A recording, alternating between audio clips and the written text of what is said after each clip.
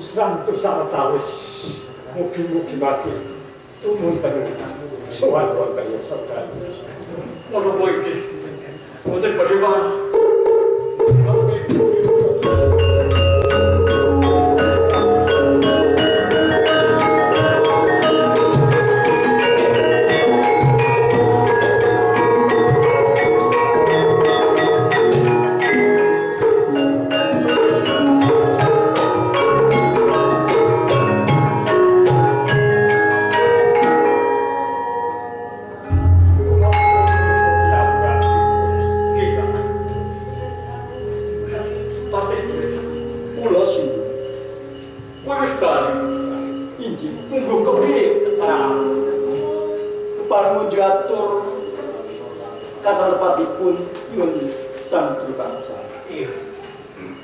Nalika semanten kawula ingkang jibak pados isih melik wontenipun icalipun pusaka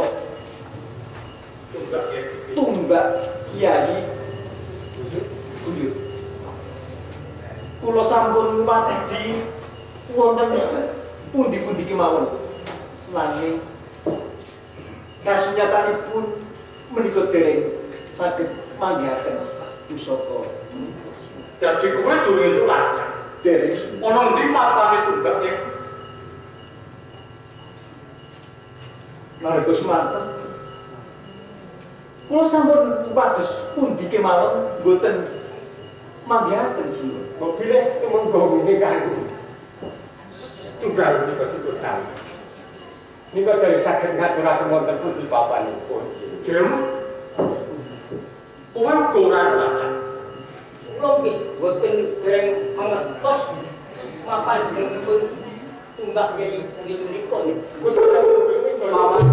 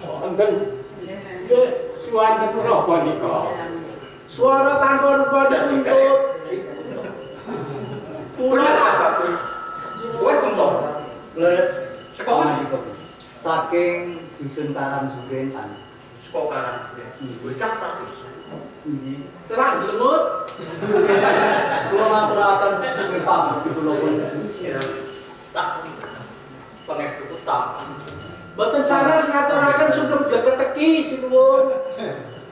Ademu kok ngene kok. Ada Pak Biyen Indonesia itu ora mati kok.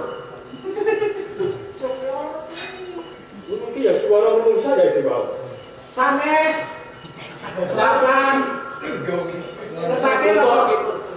Kula Bener. Miturut ature putraku, yen kowe kepengin swita ana ing senjata. leres kula badhe kepengin swita wonten kesanjitan. Kados pundi, Pak? Ngaten terus. Gandeng negara dalem nika lebih Kecalah salah satu galanya itu dikun pas paket kalian. Oh, baru ini kok terus punya sampai jadi buat ketemu mayo.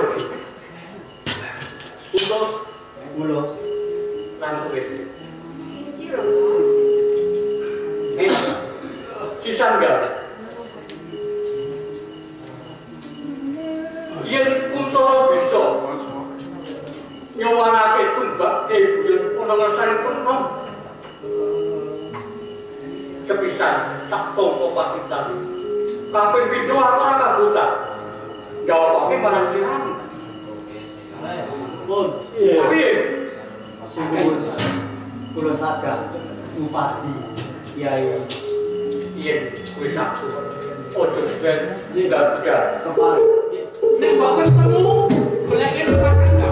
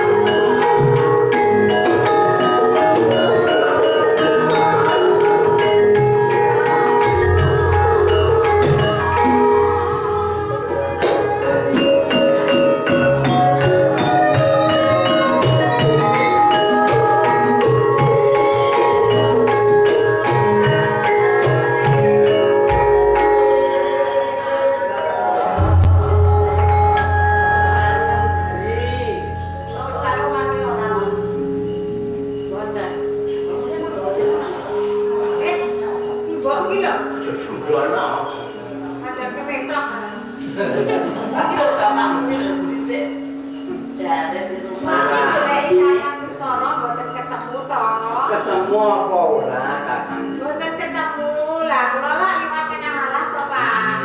Wah, cedhak beranda-beranda, iku kula diprawoso. Belum. Boten. Mek mawon terus niku kula ditulungi kalih Apa? Jangan iki, Mas. Enggak, kira Mbak. samangke sawisana iki dika majeng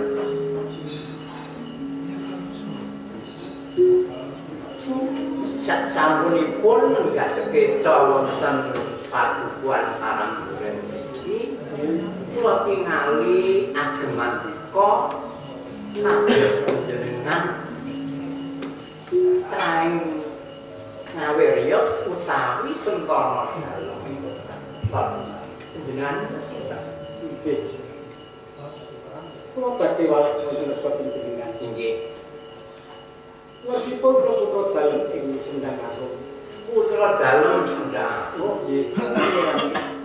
Ketok semua. mengenai setok Siji sewu pangapunten monggo dika kula aturi lenggah wonten kursi ampun ngantos lan ngandhap niki ten desa rasane elik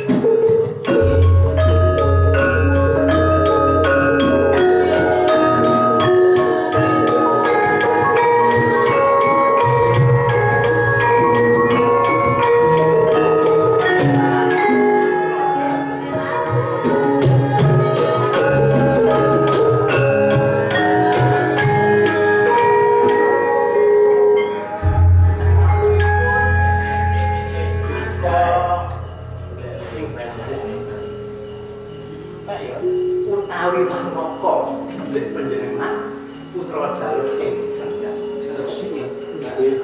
Lajeng menika kok saged sareng kaliyan anak kula wedok. Menika anggihipun wonten iklan kados cariyosipun. panjang cariyosipun kok. Nggih.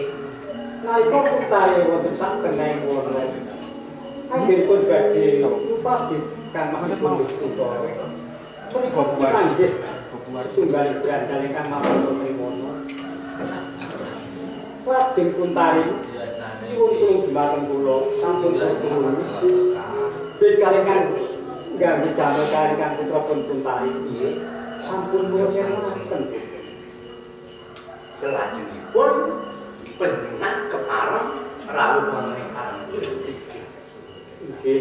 Entari.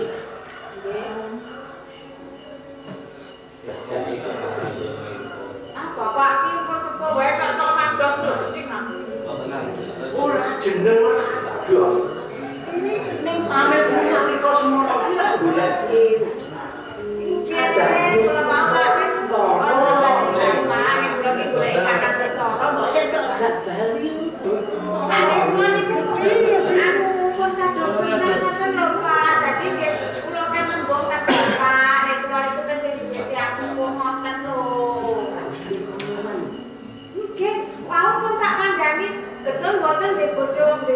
jarene mboten malah ngejak gandrung wae. terus duwe mau jaga Ya kok enak gelem. enak apa tenan Ayo, gesek anu isin-isin cedak-cedak dikone karo cedak banget. tenane Bapak ki isin ruane ngene.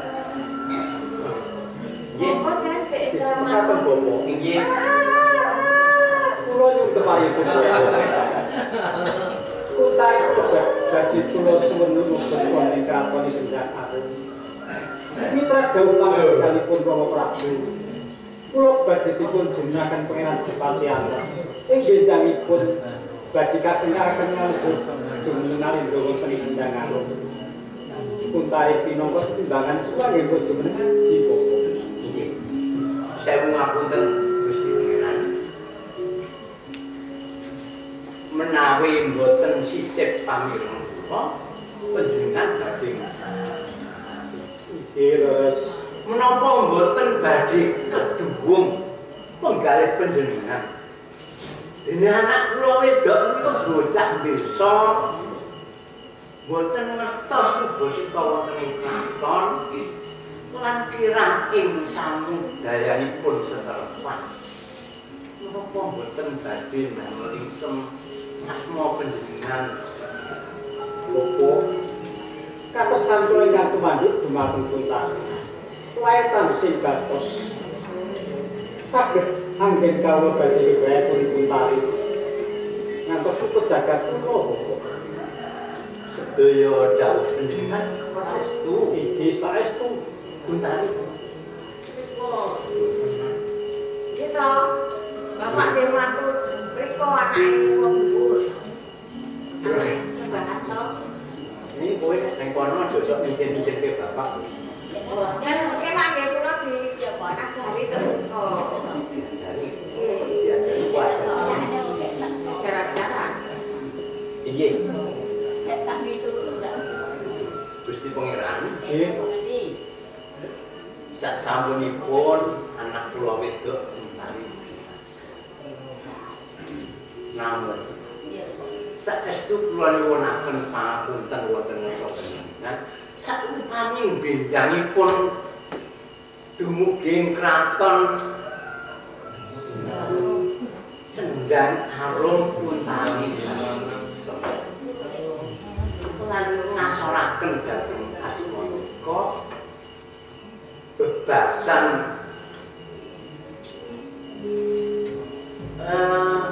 terus pundi kula badhe matur nggih menika mekaten Boko segede mangke wonten sak lebeting kraton sinau boko segede mangke saking boko inggih bebasan taksa agung kang asirah naga mangsa bala anggeni panjenengan paring piwucal dhateng anak kula Kuntari malah menika mekaten Boko nggih nalika semanten dawuhipun Kanjeng Rama Prabu kula kedah ngupati setunggaling wanita pramila sapunika sampun kepanggih Boko kula nyuwun dhateng lelahipun Kuntari badhe kula boleng wonten ing kraton Sendang Arum badhe kula aturaken dumateng Rama Prabu Boko menawi saking kersa panjenengan saged kula sumanggahaken Kuntari kowe aja ngene tenan ana mungsuh dalem Mungkin kula ngarep badhe sinau. karo besok nek wis mukti ning kono kala mangsane cilik ning arang duren kene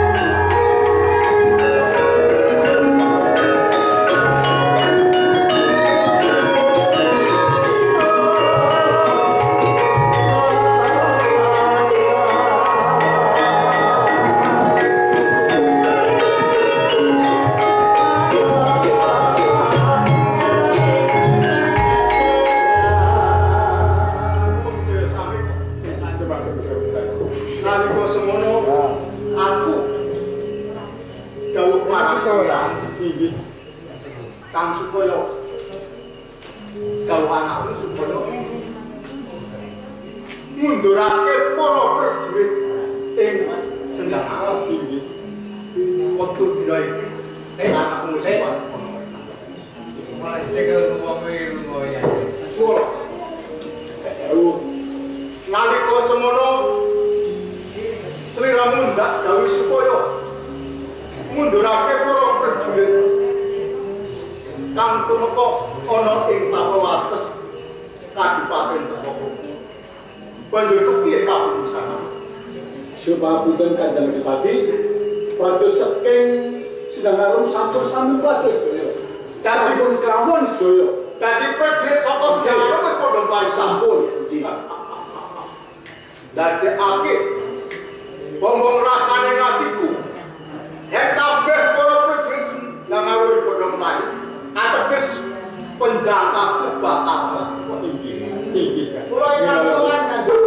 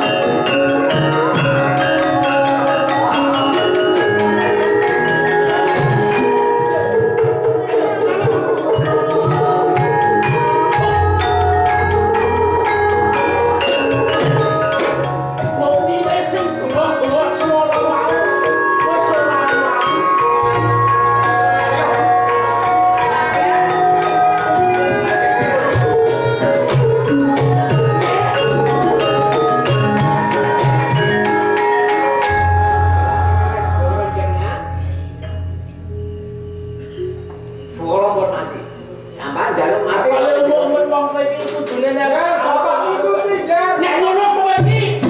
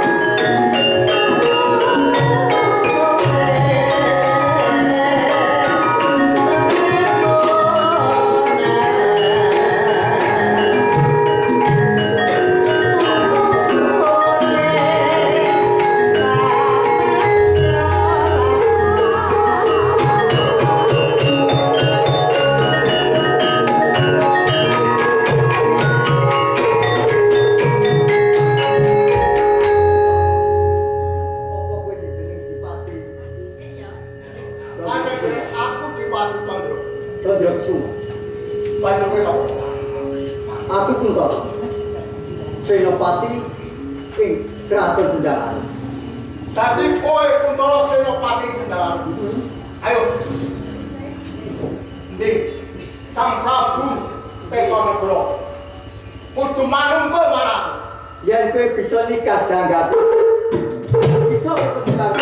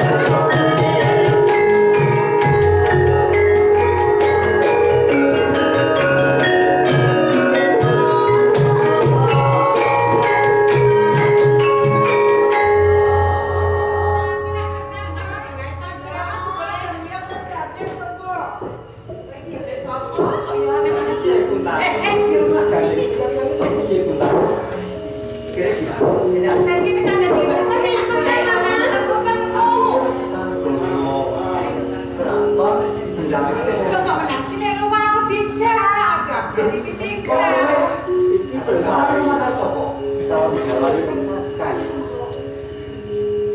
Bisa apa tuh? Nyerak-nyerak calon bojoku. Ini calon bojoku kok ya? Baik. Ini calonmu. Aku nesu nggih. Niki kakang kula. Kakang ini Kuntari. Nggih. Cucu garwamu. Lah kula nesu prawan. Prawan begini iki. Calon garwamu jenengan Kang Mas? Bener, iki dawuh Rama Prabu nalika semana aku Bupati Sriwangi. Kalau ketimbang desa yen nanti jeneng ade kraton Sindangaru. Ora ana sewu niki sinten? Iki kabar kula. Walah. itu. Ono adine aku ya adine. Nah, Kuntari, yang ngono ijo wae. Ijo. Saudara sinten? Ayo, Sriani karo aku. Ijo. Ijo.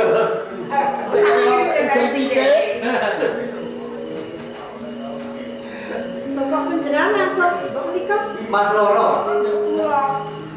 yen pamunten sampeyan ampun paling suwun. Niki aji kula. Oh, boten menapa-napa Kakang. Kang Mas kok penjenengan tindak wonten mriki to Kang Mas? Ya bobot abote aku membandau Rama Prabu kan supaya Bupati Sriwangi. Ngono wae janji. Untara Kuntari tajak swang kok dalem Rama Prabu. Bahkan ngaturake Sriwangi kan Kaya ngaten Kang Mas. Kakang Kutara mika diprogrami Kanjeng Rama supados Bupati Kyai Buyut. Menapa sampun pinanggih? Mas Loro. Hari itu sesuatu sama pendaki. Tidak mau wis to tahu. Kyai. Iya. Betul. Tadi katakan jangan lupa. Lajeng kados pundi menika Kang Mas? Anggenipun badhe swara teresanipun Kanjeng Rama Kang Mas. Dimaksudkan benar. si anu duwe itu. Aku Kan sudah koyo bisa bisa ketemu ora diajak. Terus Pramaya kamu piye sih Mas? Aku saiki sesuk wis balikan desa, nyambut gawe matur barengan kancaran bulan kowe sing ndok kacane Lajeng kula kados pundi? Mas Loro nek temenipun kula mriku boten saged. Bang Sulaten kawontenanipun Kyai Tiga. Kakang tresno tenan karo Dono Ayu. Aku Mas. Wis ngene wae Kakang. Kanggo ngatonke tresnaku marang Kakang, aku mau yen to Mas, nanti Kakang kuwi kok kami sakti Mas. Mas bakal rancuk gawean. Yen Kakang ora bisa hidro saka Kyai Buyut, aku wae.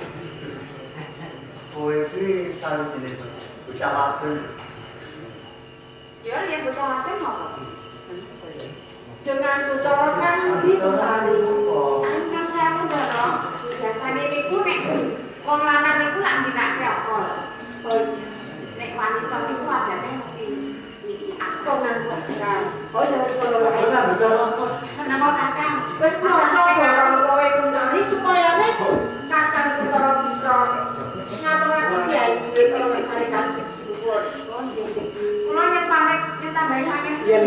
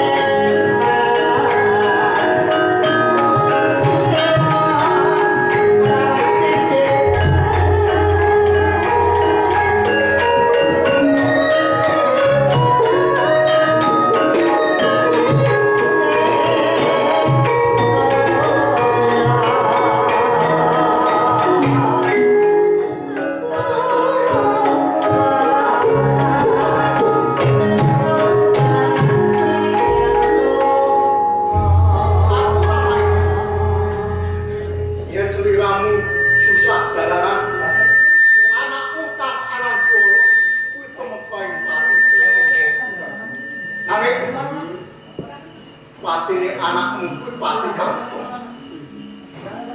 Tegese nglabuhi marang Ngedur. Mula waktu sedina saiki sabar-sabar nggih. Sune kerajaan mawon kabut nggih wonten sowan nggih.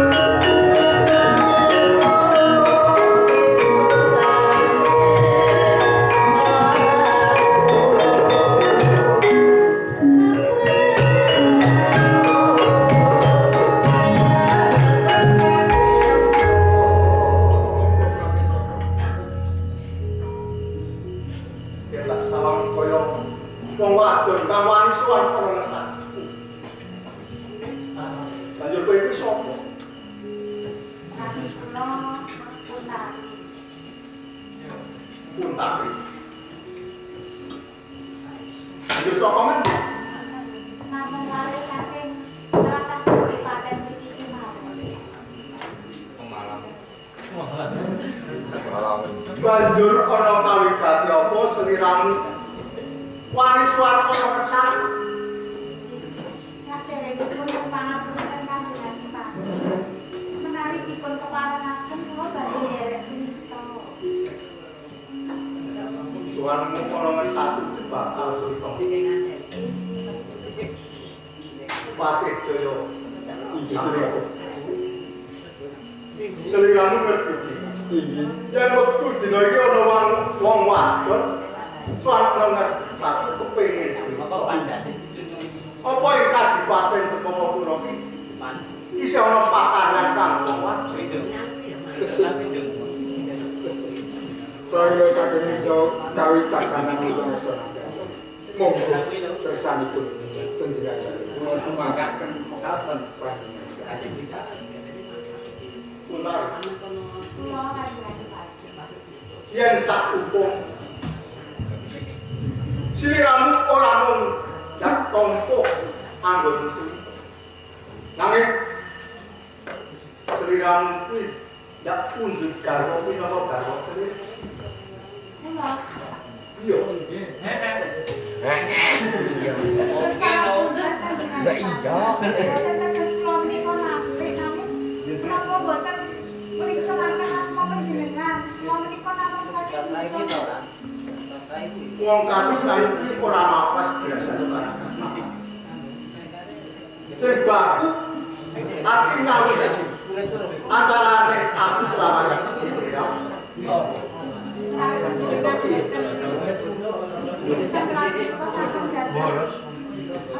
Panjenengan kula ndereke mawon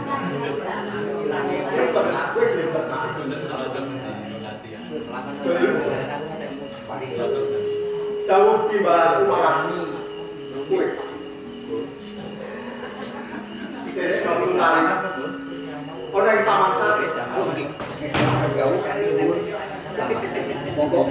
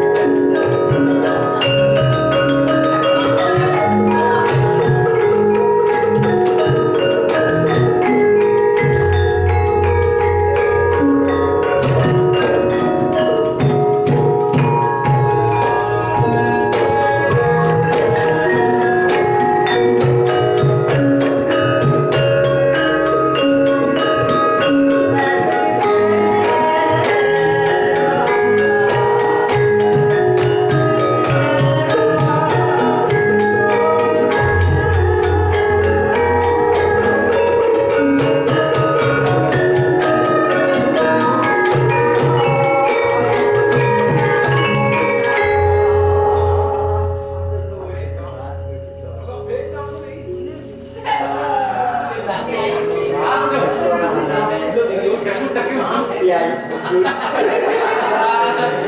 aku. Kalau sama-sama cincin.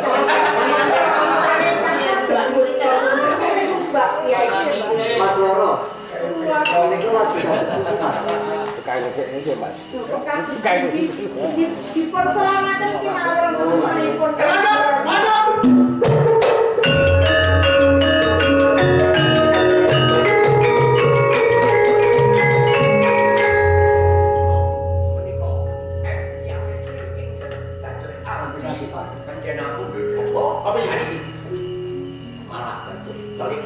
Aku rasa bosok kan. Ya buyut menika. Aku kok begitu mekon. Jebule pun taripi wong wadon sing licik. Nalika semono kowe api-api. Nggih. Sewita marang. Ning entek-entekane apa? Efek maling iki. Kowe wani dusta tunggak Kyai. Nggih, yen pangapunten. Jalaran kula nggih tresna kaliyan kakang kula. Sanajan kowe wis tunggak Kyai. Angin aku cara dhewe wong laku kuwi. Ana sak jenenge kaya maju tatu mundur ati. Ayo, Kanjeng Pangeran, rangket diatur.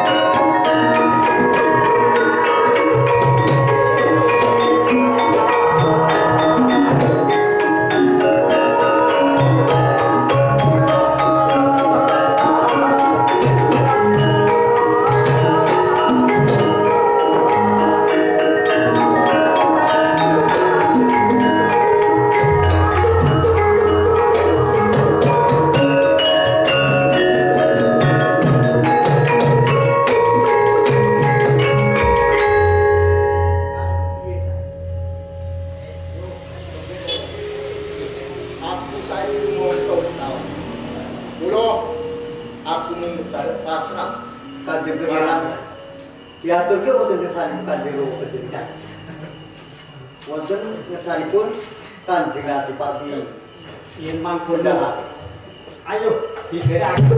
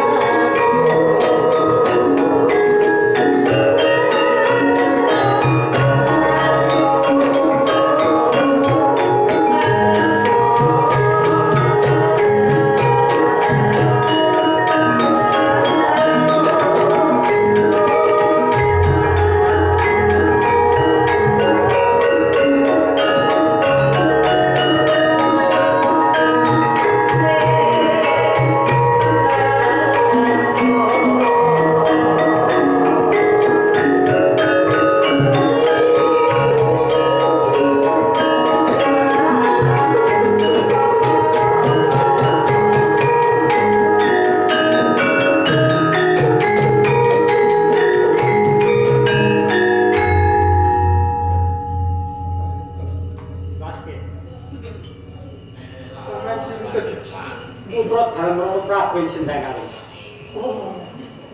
Kang dadi titip njagati kowe to. Mas, gegedhen. Yen mangkono kula niku mboten kilet niki ngrekada ya golek rezeki iku jenenge curipa. Napa mangke? Tak kendara asmane sok kalih Prabu Sendakali.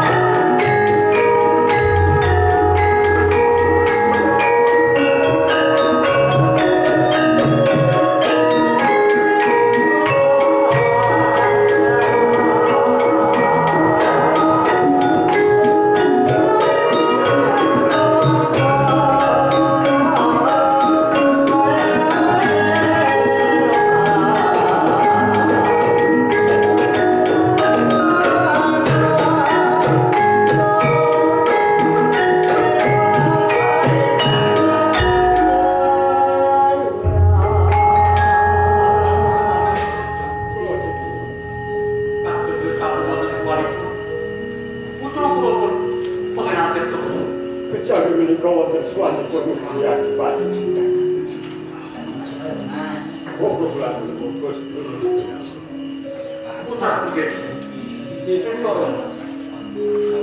Tekanan dibayar ya.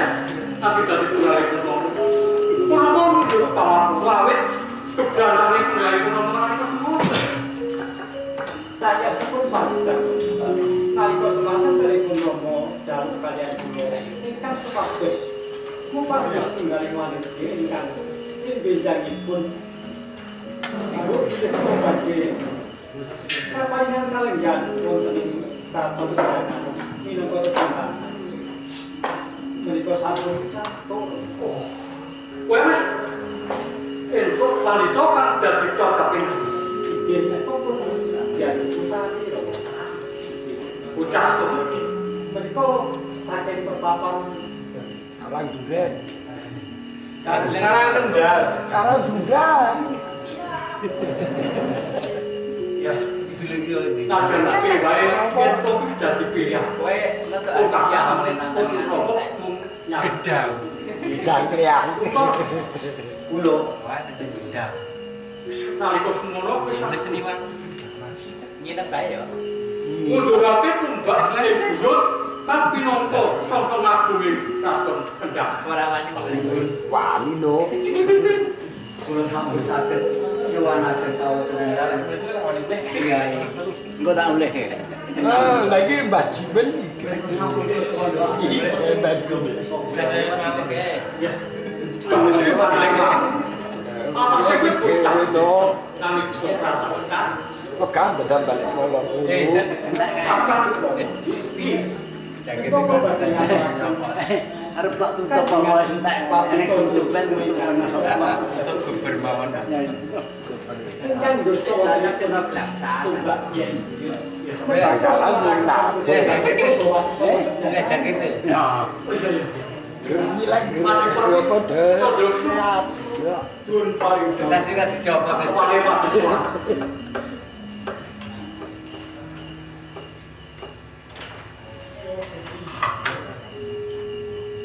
Kadang sumung status tinggi.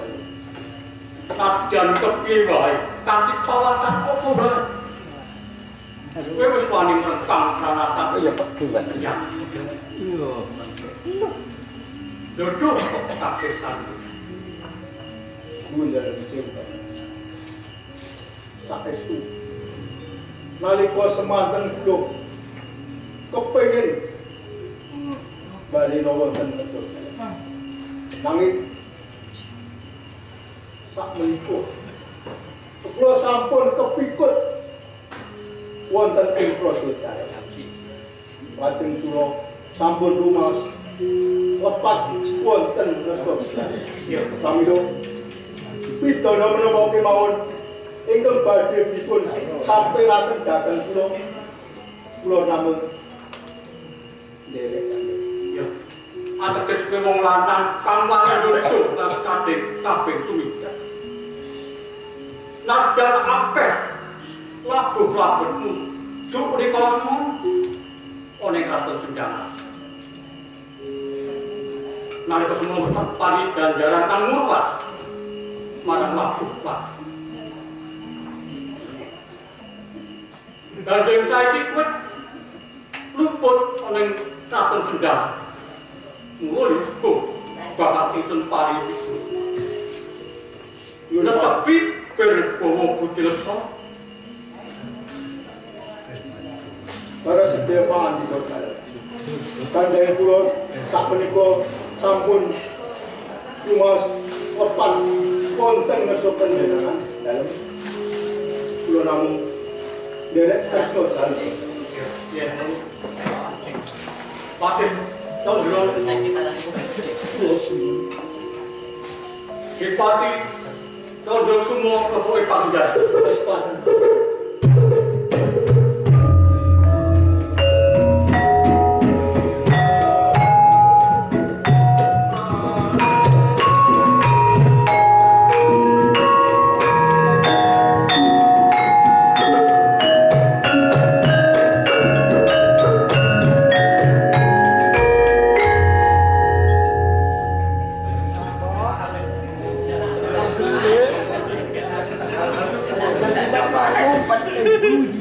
Kemari ini boleh ngolah. Mengku urusan. Ya ada. Saya sampai kok. Kamu keluar. Maju maju. Terus maju. Lembu. Panjenengan ning kabupaten kae.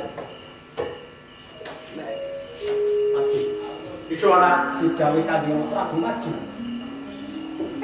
Nek kae jalan. Tetep tak pikir. Terus sampai seneng ah.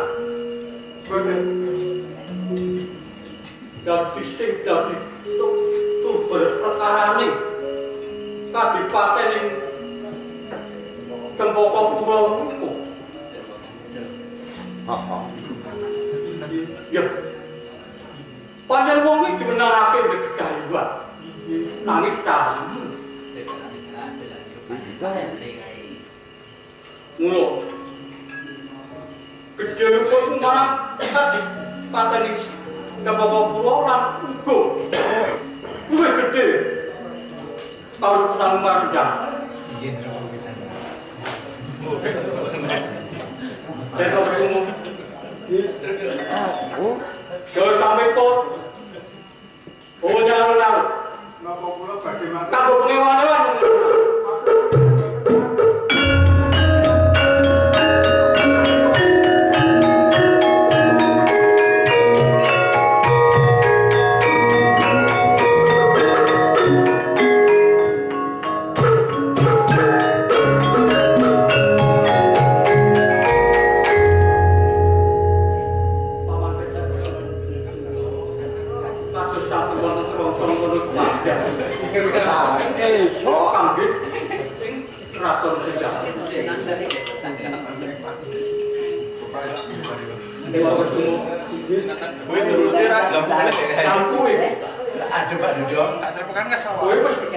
sepekan lah terus dipayahke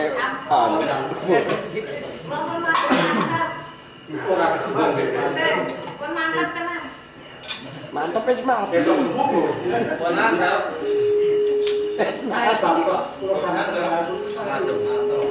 Malah kula binuwun dawuh Romo. Ya enek kuwi. Romo lah kalau dikirani. Opo banget tak tahu.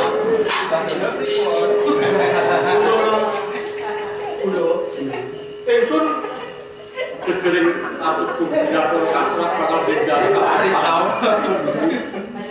Yang sekarang kowe bakal yen bisa nyuwanaken bakal tompo ora sutamu ora uga bakal dopake marang putraku iki. Sembah nuwun. Mulu Menawi kula esuk dipundhawaken kalian. Masih do gelem kok Kakak? Ora.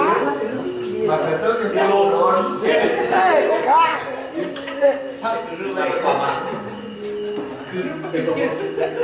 Kantuk. gawe golek binatang prayoga. Besok Kraton Sendalarum bakal matur geden-gedenan. Tak gawe mak bosan. Alun-alun dijane kebo iki. Paman kados tahun Betul ngantre. Troge. wilayah wonten ing Kraton Sendalarum.